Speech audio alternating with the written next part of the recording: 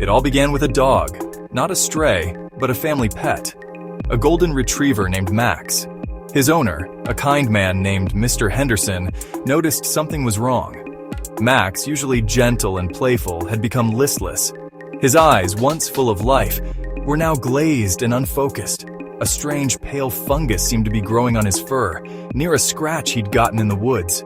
This was the first warning sign, a signal from nature that the balance had been broken.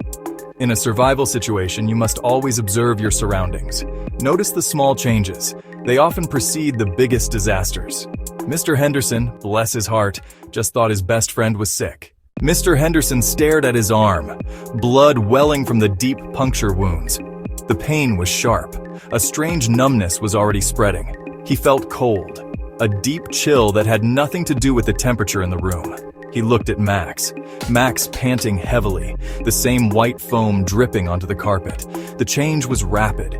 He wasn't just sick, he was transforming. The fungus, a parasitic organism from deep within the earth, was rewriting his instincts. It was turning a loyal companion into a vessel for its own survival. It needed to spread. It needed a new host. Mr. Henderson tried to comfort him, to offer him a treat, but Max wasn't interested in comfort. That was the trigger. In a flash, the dog lunged. The teeth sank deep into Mr. Henderson's arm. The transfer had been made. The fungus had found its new home. The first domino had fallen. The apocalypse didn't start with a bomb or a lab. It started with a loving pet and a single devastating bite. Mr. Henderson stared at his arm. Within minutes, his words came out as a garbled moan. He stumbled towards his wife, not for help, but with a new, horrifying purpose. His eyes were now as empty as Max's. He grabbed her and he bit her, hard. The scream she let out was cut short as the infection took hold. In the space of 10 minutes, a quiet suburban home had become a hot zone. The chain of infection was established. It was brutally efficient, it was simple, and it was just getting started. A cat was bitten and carried the plague into the alleys. Within an hour, the entire block was a war zone. They weren't individuals anymore. They were a swarm. The few uninfected were trapped, isolated, listening to the sounds of their world being torn apart. Across the street, Liam, a former firefighter, watched the chaos unfold from his upstairs window. He saw his neighbor, Mr. Gable, get swarmed. His training kicked in immediately. Get to the basement now, don't ask questions. Their next-door neighbor, Sarah, a young nurse, banged frantically on their back door. Let me in, please. Liam made a split-second decision. Opening the door was a risk. Get in, quick! He knew that a lone wolf might be strong, but a pack has a better chance of making it through the night. We're clear. Noah grabbed a flashlight and a first aid kit.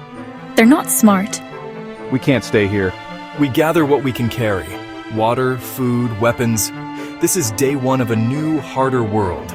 The team was formed. Survive the night. The barricades wouldn't hold forever. The infected were relentless, throwing themselves against the makeshift defenses. We go out the back. They moved in tight formation through the alley to the old cannery. Every shadow was a potential threat. As they neared the end, an infected former mailman lunged from behind a dumpster. Noah swung the bat. A sickening crack echoed in the narrow space. You did what you had to do. They darted across open spaces, moving from car to car, praying they wouldn't be seen. They made it. The towering windowless walls of the cannery loomed before them. They slipped inside, slamming it shut and dropping a thick iron bar to lock it. For the first time in hours, they were surrounded by silence. They slumped to the floor, exhausted, bruised, and terrified. But the faint, muffled sounds of chaos outside reminded them this was temporary. The fight was far from over. This was just the beginning.